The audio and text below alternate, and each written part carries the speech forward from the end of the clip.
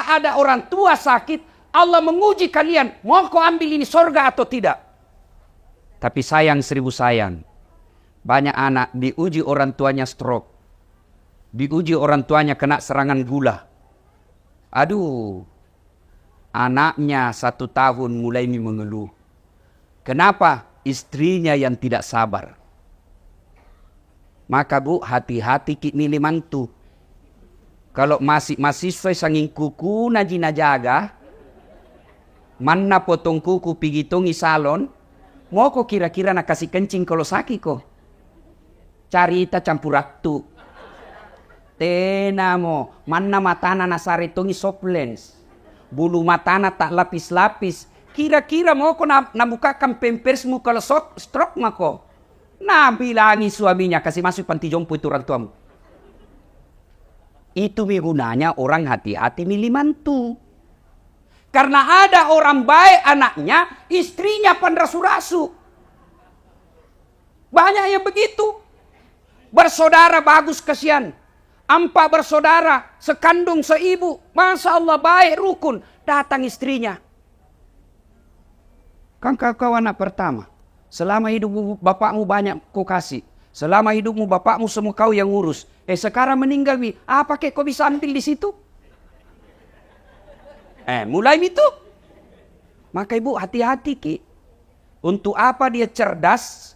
Untuk apa dia cantik? Kalau nasi sakit nanti kalau pensiun maki. Percaya ki itu yang pelihara kuku.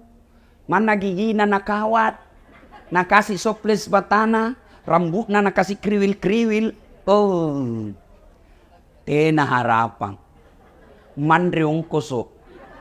Betul kak, lihat maki pelajari maki anak mantunya orang yang magaya. Justru yang miskin itu kodong, yang alumni pesantren, yang orang dari kampung, itu yang ngurus nanti mertuanya ketika sakit. Maka paling celaka kalau mantu tak sudah jelek, miskin. Male, beleng-beleng. Nih. Nah, ada juga orang tidak sempat sakit. Ada. Tiba-tiba naik mobil, bak, mati kita. Ada tuh kelebihannya. Apa kelebihannya? Nggak makan ongkos. Iya toh? Apalagi kelebihannya? Anaknya tidak sempat punya dosa sama orang tuanya. Tapi apa kekurangannya? Tidak sempat tobat. Nah ini yang lebih parah. Kalau tidak sempat kita tobat. Apa mi kalau selama ini hidup ki 40 tahun. Malam tidak jelas kemana. Duhur tidak pernah hadir di masjid. Ramadan tidak pernah puasa. Puasa ji tapi pertengahan, akhir dan awal ji.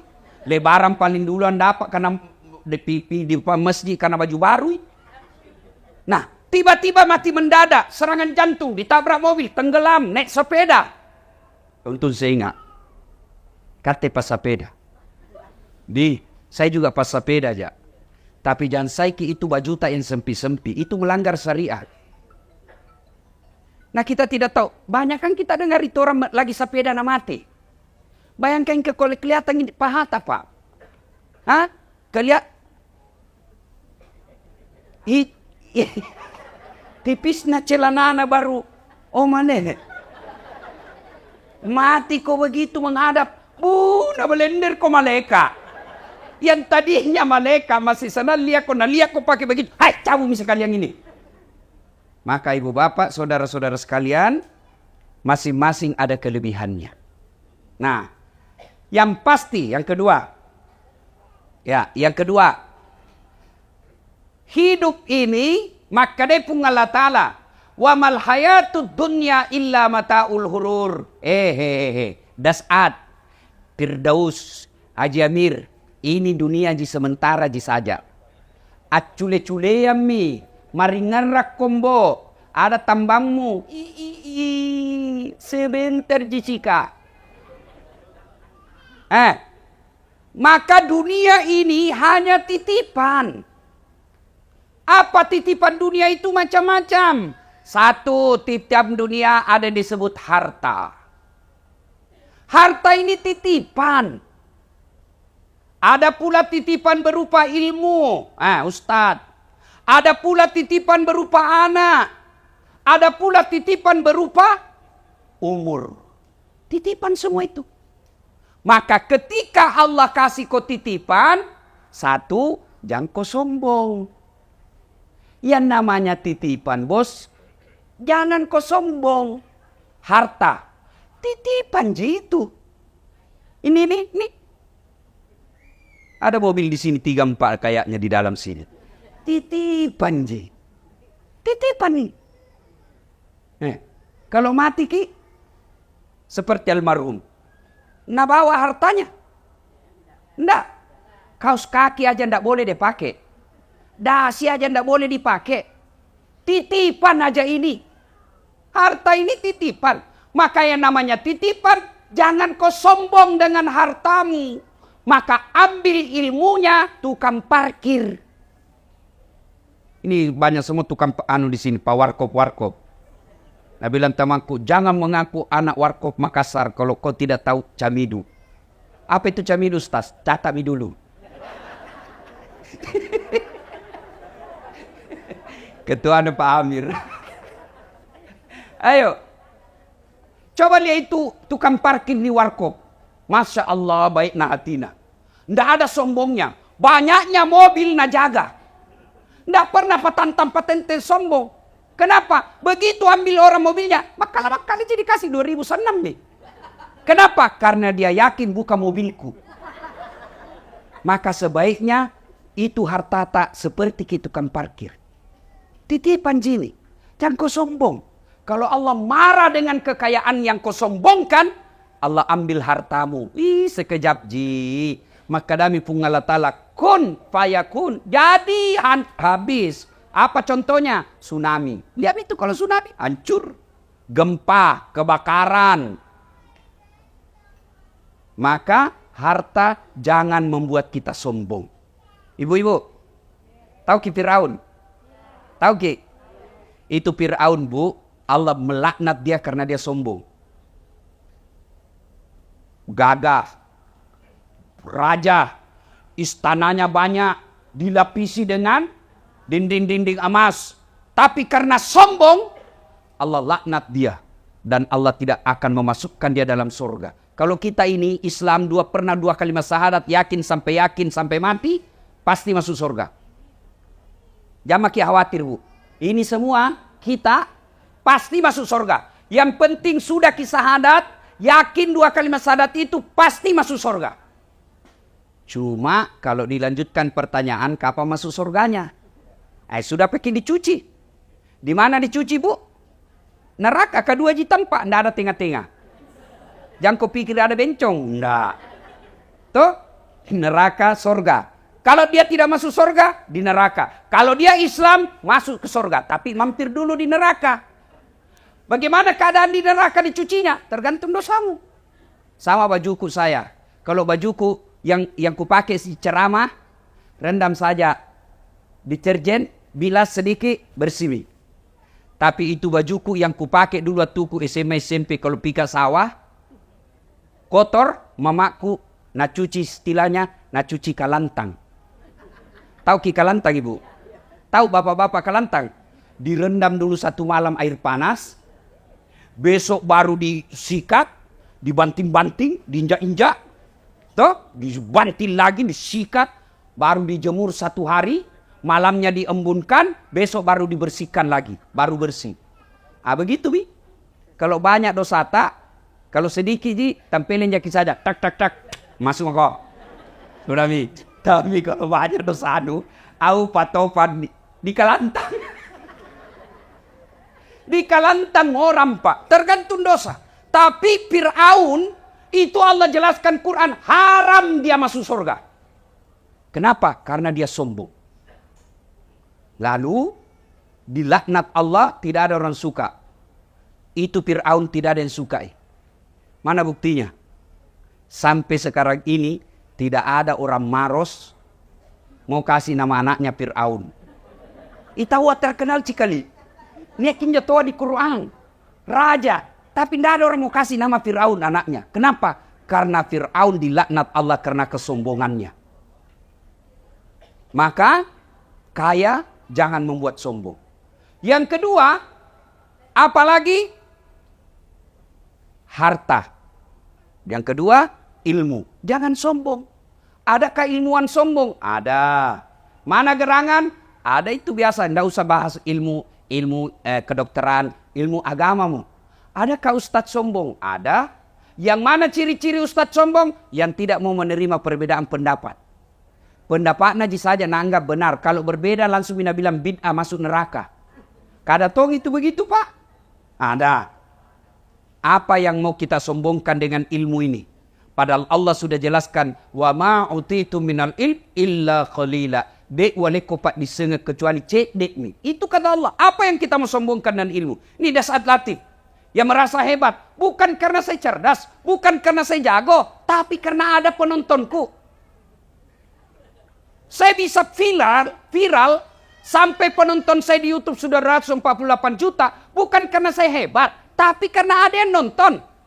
Coba kalau saya ceramah di sini. 2 jam berapi-api. Membara. Tidak ada yang nonton. Lewat Pak Topan. Lama misaki itu Ustaz. Iya toh? Iya. Jadi kalau jadi penceramah ilmuwan, jangan kau sombong. Kalau Allah marah, nak kasih pikun kok. Ada obatnya pikun? Ada obatnya pikun? Ada walau benar atau tidak, ini cerita-cerita ji. Ada profesor dekat-dekat mi pensiun, mau pi mengajar. Setiap dia mau pi mengajar, selalu nak cium istrinya. Ini 2 minggu mi, ndak dicium istrinya. Dah protes istrinya, bilang Pak. Biasanya kalau mau kopi mengajar, kau cium kak. Ini mau 2 minggu tidak pernah mau cium-cium. Dalam hati, astagfirullah, berarti siapa kau cium selama ini? Ternyata pembantu tidak cium. Jantung modus. Mata-mata sudah dengar begini, besok didapat sama nanya. Kau kira mamaku nak?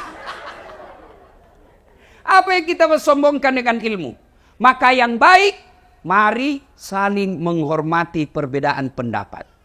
Nih, biasa kita ini gara-gara beda pendapat dalam suatu masjid, akhirnya masjid tidak tenang. Lama-lama masjid ditinggal jamaahnya. Lama-lama akhirnya masjid didominasi oleh satu aliran atau mazhab saja. Yang baik, mari saling menghormati pendapat. Kalau kita yakin satu pendapat, lakukan dan amalkan pendapat itu tanpa mau menyalahkan pendapat orang lain. Maka kalau kita lihat masuk di masjid, ada orang takbir begini, silahkan, jangan kau salahkan. Ada juga yang begini, silahkan, ada ton dalilnya. Ada ton kuliah tidak semangat, kayak orang lapar sekali, lama tidak makan. Ini. Ada juga begitu, tuh ibu. Tuh, begini saja. Ada ton begitu, tuh. Jambak kau calai urusannya. Sibuk duduk kau. Kenapa? Karena kalau dia salah, kau tidak tanggung dosanya. Kalau dia sesat, kau tidak ikut sesat. Tapi kalau kau celah, kau maki, kau hina, kau dapat dosa karena menghina hamba Allah. Selesai. Jadi kalau ada kita lihat berbeda, jangan maki urusi. Mau ki pelihara jenggot, silahkan. Jangan aku bilang yang tidak pelihara jenggot, tidak sunnah. Mau kau yang jengki celananya, silahkan. Jangan kau bilang orang yang dibawa mata kakinya kafir, tidak. Saya dibully di WhatsApp, di Facebook. Ini ustadz tidak sunnah. Kenapa kau bilang tidak sunnah? Buktinya kau tidak pelihara jenggot. Mau dia apa kalau tidak mau tumbuh? Gara-gara jenggot udah cala-cala kan. Sibuna. Sudah ya? Jadi jangan sombong gara-gara ilmu. Yang ketiga, apa itu titipan? Sudah harta, ilmu, apalagi? Jabatan. Wali kota, kepala dinas, gubernur, pak camat, anggota dewan, titipan nasen jinjo. Tiako borro. Jangan kabarra-barra. Iya toh? Bu. Kutanya ki dulu ah. Kutanya ki. Kita tahu itu rumah yang cantik di Jalan Sudirman, perempatan Sungai Sadang, sebelah kanan warna putih. Banyak bendera-benderana. Kita tahu ibu. Ah? Yang dari Pangke anggami pura-pura mengkitai. Tahu itu? Apa itu? rumah jabatan gubernur. Kalau masuki di dalam orang di situ jangan kuborro. Kenapa? Pasti keluar kok. 5 tahun saja, paling lama 10. Masih mau kau tambah, dibilang kau gila. Keluar kok, bukan kau di situ. Berapa mi orang tinggal di sana? Berapa mi? Banyak mi toh? Pasti keluar. Apa yang kau sombongkan dengan jabatanmu? Apa? Apa lagi? Ini Hertasning. Ada di situ rumah dinas ketua DPR Kota Makassar. Berapa mi tinggal di situ? Jangan kau borro, pasti kau keluar. Makanya saya biasa ketawa-ketawa saya dalam hati kalau ada anggota DPR borro dulu acece. Tiap mau kau bos, kau 5 tahun jijatanu. Terpilih kau lagi 10 tahun, tidak terpilih wabillahi taufiq wal hidayah. Kutanya ki dulu ibu, kutanya ki. Mana lebih tinggi pangkatnya gubernur dan wakil gubernur? Mana ibu? Gubernur. Bapak-bapak, mana lebih tinggi pangkatnya Kapolda dengan wakil Kapolda, wakil Polda? Mana lebih tinggi pangkatnya wali kota dengan wakil wali kota? Tidak mungkin wakil lebih tinggi daripada wali kotanya. Tidak mungkin wakil gubernur lebih tinggi daripada gubernurnya. Tidak mungkin Wakapolda lebih tinggi jabatan pangkatnya daripada Kapolda. Iya toh? Tapi herannya, kenapa itu wakil rakyat? Nah kau wakil ya kau bos. Nak kepatak kekuasaan rakyat, kau wakil ya kau. Kenapa kau jadi wakil rakyat mau merasa sombong? Nah kau wakil. Allah marah. Kalau sombong, nah ambil kau punya kekuasaan. Maka cara mengambilnya ada yang hina seperti kita lihat sekarang di TV. Toh? Yang keempat, titipan karena waktu terbatas. Yang keempat titipan Allah, apa itu? Anak. Ada orang kasihan 15 tahun menikah. Kesana kemari nih habis uangnya. Allah ndak kasih. Ndak ada anaknya. Maka semua ini pertama kalau dia titipan.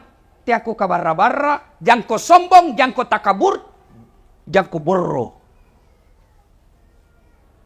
Yang kedua karena dia titipan. Maka jaga itu titipan Allah. Bagaimana cara menjaganya?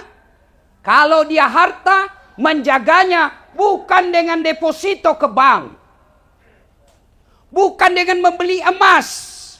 Tapi kalau kau mau jaga itu hartamu, mas sudahkah kau? Jangan kau beli.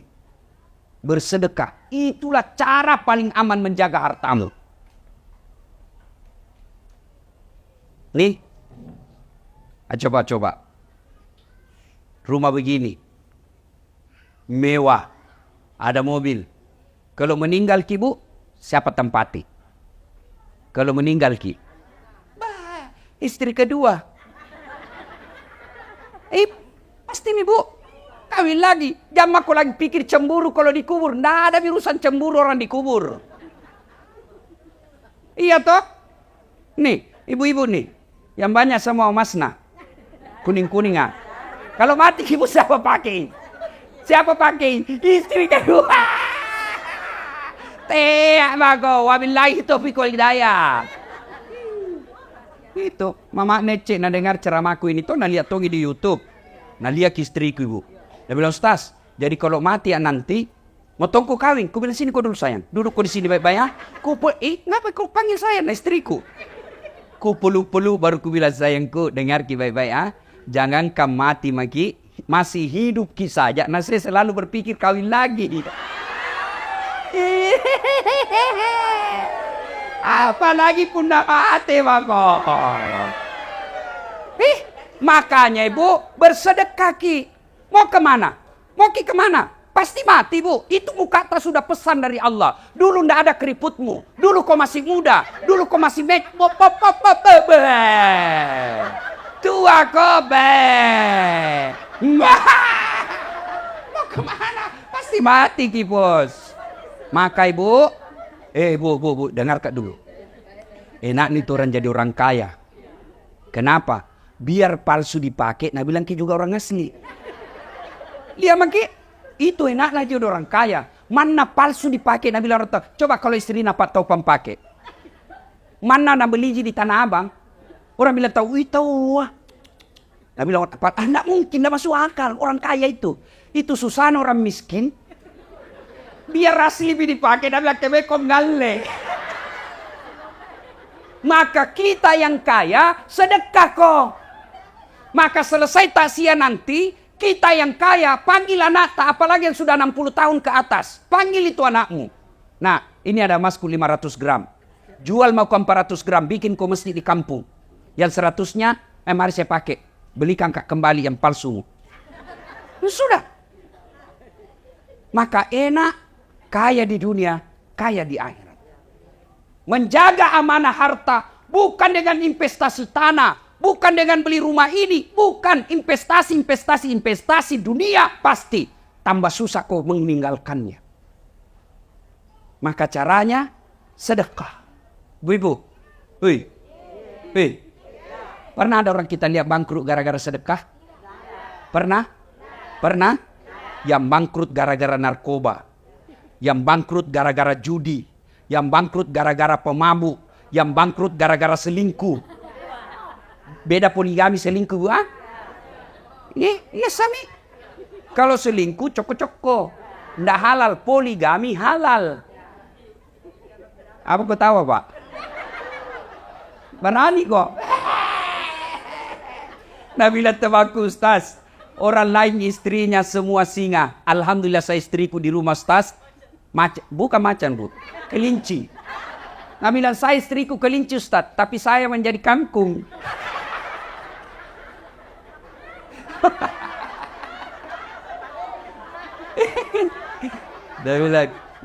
Nabila ya satu temanku, nak Ustaz, selama dengar ceramahmu, alhamdulillah istriku jadi malaikat. Wih, tahu ah, tapi malaikat pencabut nyawa.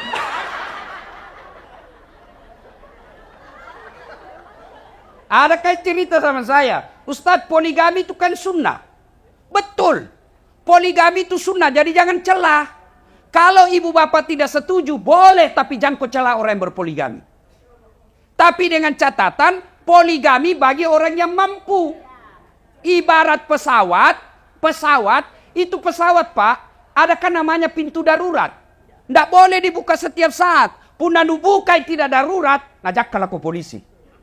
Begitu juga, itu poligami bagi orang yang mampu. Siapa contohnya? Rasulullah Muhammad sallallahu alaihi wasallam. Kenapa beliau mampu? Salat tahajudnya tiap malam. Kenapa beliau mampu? Senin Kamis tidak pernah lepas. Tiap pagi dia duha, bersedekah setiap saat di rumahnya, tidak pernah kasar ngomong. Maka Allah kasih kemampuan. Kate, hari Jumat saja kau sembahyang, paling terlambat datang, paling cepat pulang. Orang khotbah kau tidur, motong kau poligami, nenek itu patah. Kalau tidak mampu jangan kau cari-cari susah. Maka amanah sedekah. Ya Bu? Bu? Dan itu orang dermawan, orang senang. Meskipun sudah meninggal orang masih mengenangnya. Iya toh?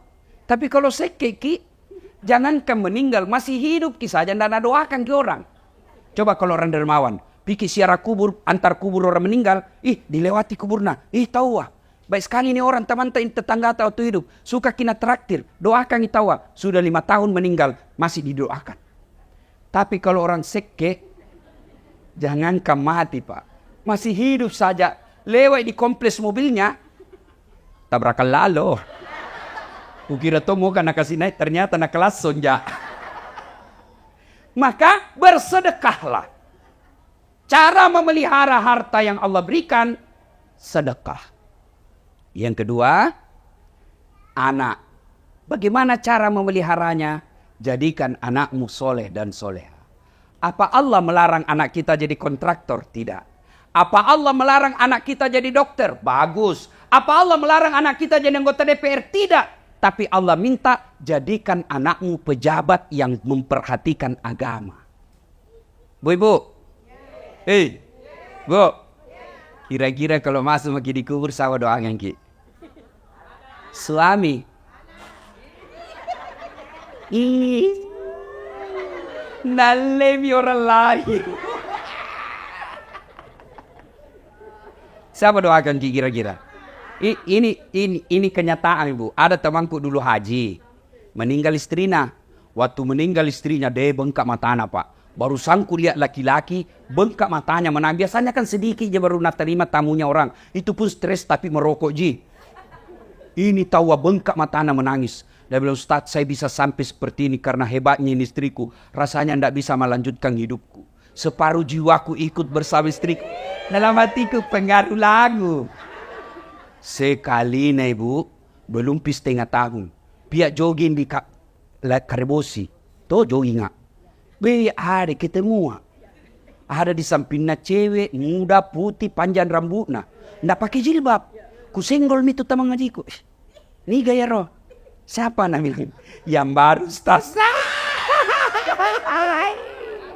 Siapa doakan Kibu? Siapa?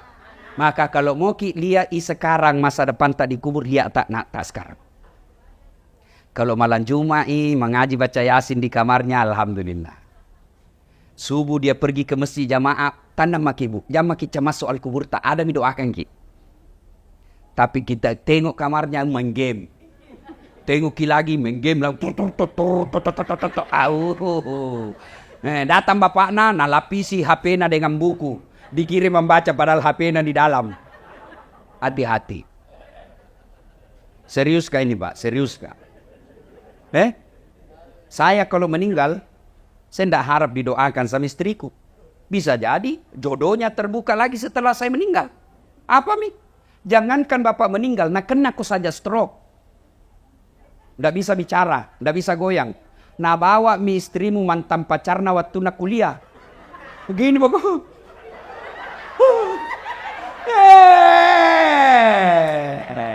Belum kau dikubur itu, belum kau dikubur. Apai? Maka anakmu jadi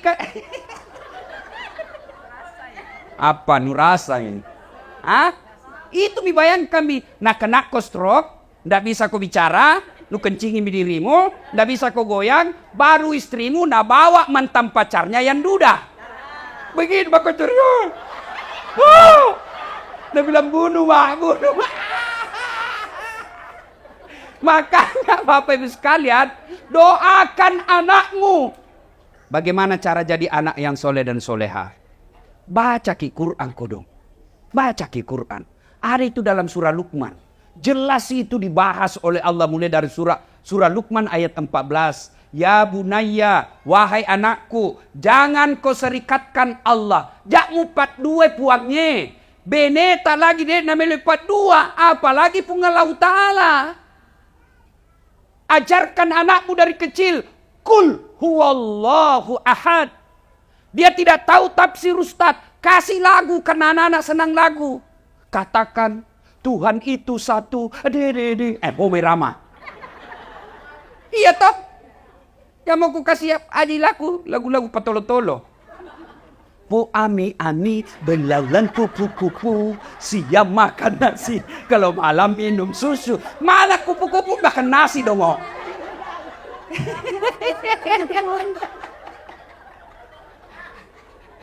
Ada ku gaspol me mamaku semua ini. Yang ngasih dia cari tanah.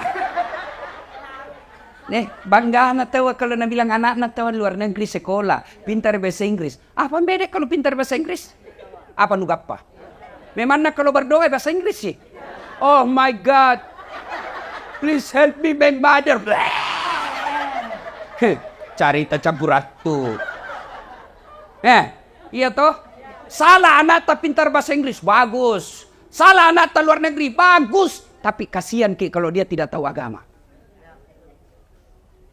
Ada orang kasihan anaknya ke luar negeri sekolah. Pulang lagi diongkosi. Diongkosi. Habis uangnya puluhan miliar untuk anaknya. Tapi tidak pernah bangun masjid. Kamase. Bu, saya baru-baru pulang umroh. Kan kalau pikir umroh itu dibawa ke siara toh? Iya. Iya toh? Nah itu kalau orang dibawa siara, dibawa gitu di Madinah, ada namanya siara Masjid 7. Iya toh?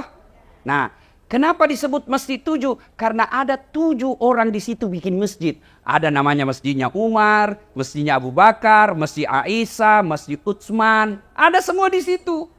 Kalau orang Romawi Yunani membangun dan membentuk, menjadikan momen bahwa saya pernah hadir di dunia dengan apa? Dia bikin patung. Itu Romawi Yunani. Maka kita kenal ada patungnya, patung-patung orang tokoh-tokoh sana. Ya toh, kalau orang Islam bukan patung, apa? Masjid. Mana cat dibikin kau masjid? Masa kau berani anakmu sekolahkan miliar-miliar kau tidak bisa bikin masjid? Supaya nanti ketika bapak masuk di kubur, ada kau doakan ki. Tidak ada itu teman tak bu. Wih, pak, kalau meninggal ki, teman tak mau doakan ki. Lihat mi dulu di WhatsApp grup. Ada semua itu grup WhatsApp toh. Coba kalau ada orang meninggal. Mengetik doa saja malas. Stiker gitu nak kirim. Inna lillahi wa inna ilaihi al-Fatihah. Stiker, ndak nak baca itu al-Fatihah. Begitulah nasib tak kalau dikubur maki. Pak, kilanya rekinnya baji bu. Bu, saya merantau di Kalimantan. Cari kerja. Tidak enak di Kalimantan. Masih ada pilihanku bu? Masih ada? Ada. Apa? Pulang lagi di Pindrang. Pulang kampung. Tidak mungkin lihat ke sekampungku mati kelaparan. Iya toh? Orang Jawa datang merantau ke Sulawesi. Ternyata di Sulawesi tidak enak. Ada pilihan? Ada. Apa? Pulang kampung. Mangan orang mangan yang penting ngumpul. Iya toh? Apa lagi? Ada pegawai kantor gubernur. Salah dukung waktu pilgub. Ni betai. Tadinya kepala dinas, akhirnya menjadi staf ahli. Ahli yang tidak ada stafnya. Ada pilihan. Ada. Apa? Pensiun dini, selesai urusan. Tapi masuk kok dikubur. Ada pilihan. Ada pilihan. Masuk kubur. Tidak enak deh, kembali lagi deh. Wow, saya saja masuk kubur, tidak enak. Keluar kak, lari semua orang. Ustaz Dasat, Ustaz Kondan jadi pocong. Iya toh?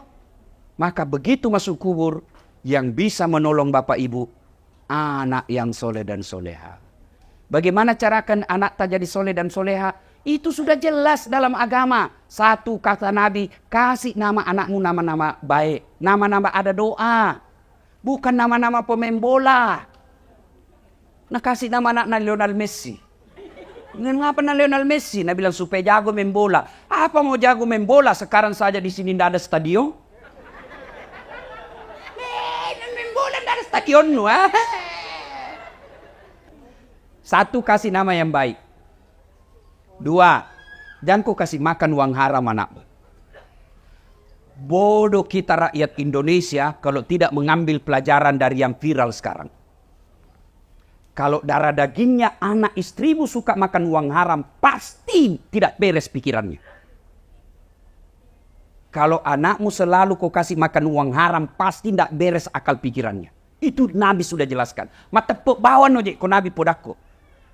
Tapi kalau anak dipelihara dari yang haram-haram, tidak pernah disentuhkan makan haram, bapaknya kontrak-kontrak, bapaknya tukang servis, bapaknya tambal ban, tapi anaknya nanti yang angkat derajatnya. Pasti begitu. Lihat saja.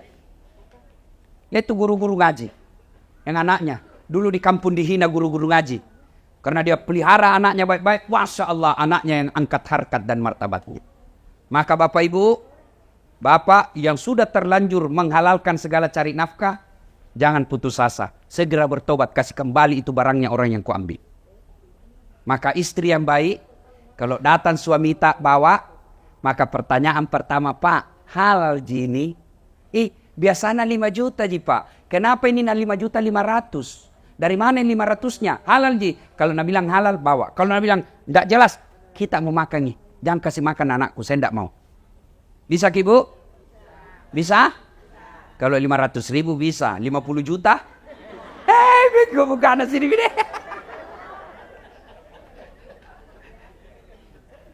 Tiga. Kasih nama, jangan kasih makan uang haram.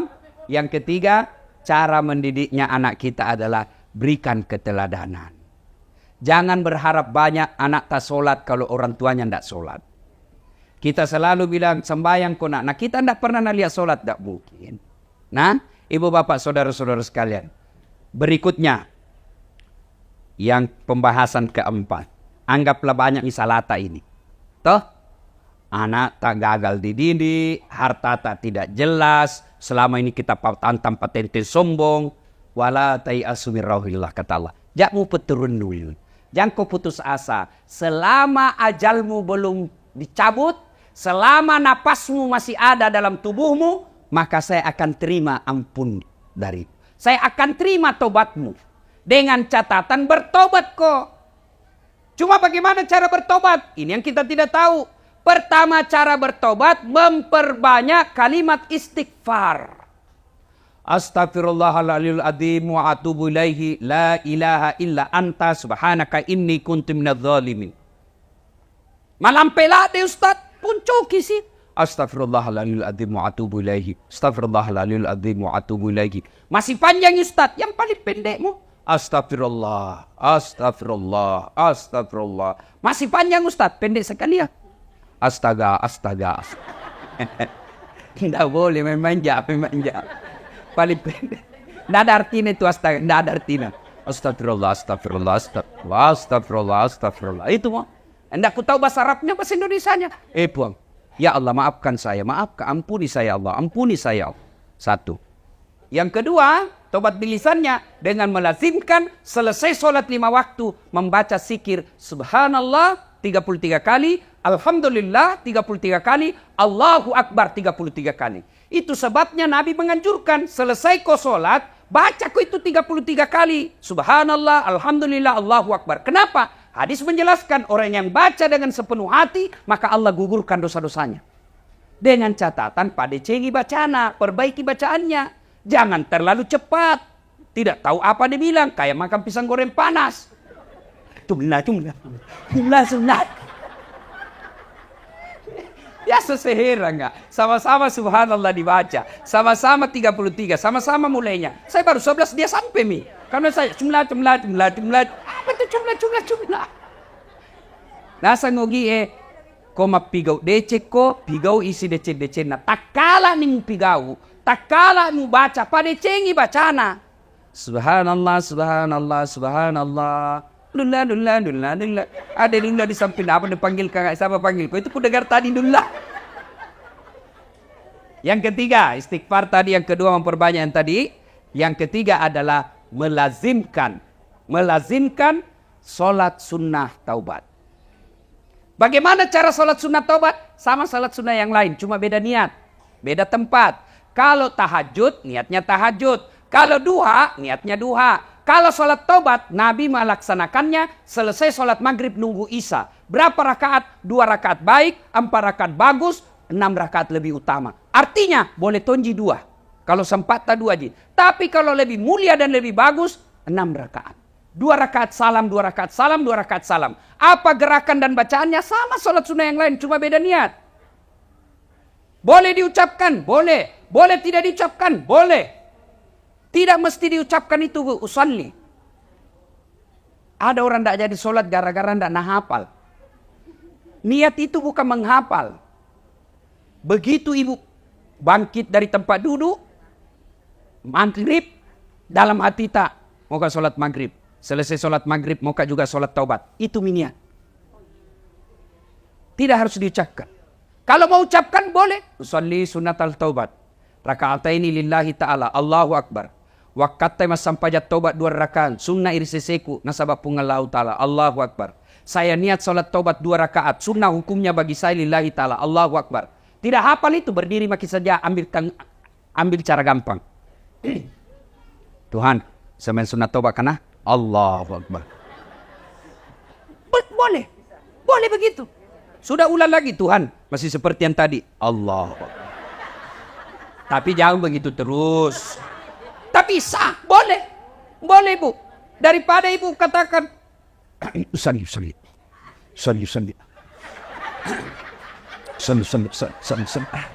Amat sembilan ya.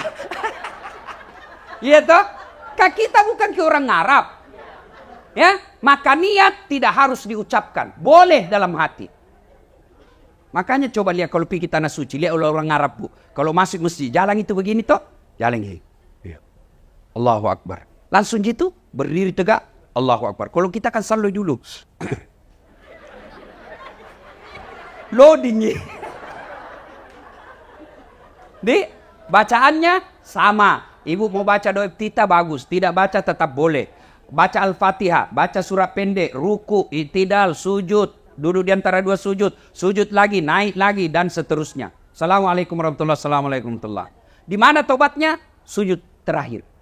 Dengan catatan, kalau mazhab Syafi'i jangan ucapkan, dalam hati saja. Itu bagaimana caranya? Anggap dalam hati ini gua, anggap dalam hati. Karena kalau ku jelaskan ki dalam hati, tidak mengerti ki.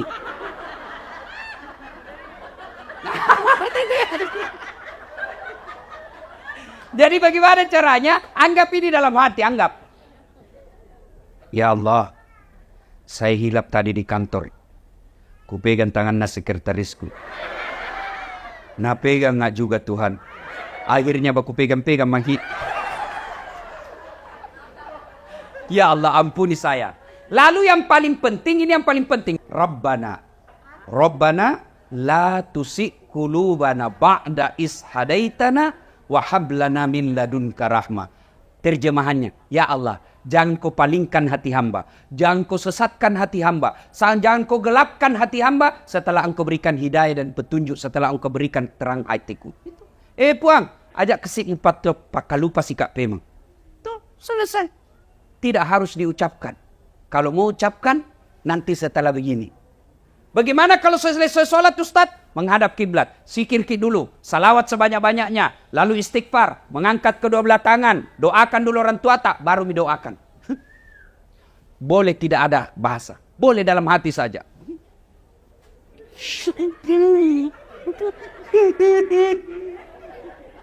Oh, baru kawin lagi suaminya.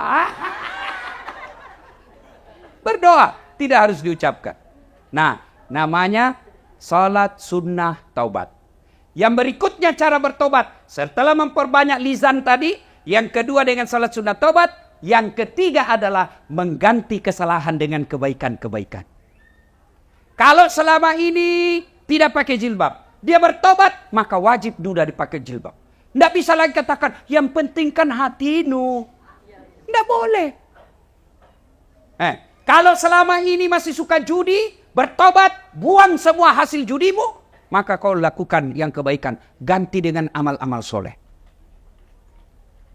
Dan kalau kita bertobat dengan sepenuh hati, Allahu Akbar, maka dipung Allah Ta'ala, Innallaha yuhibbut tawwabina.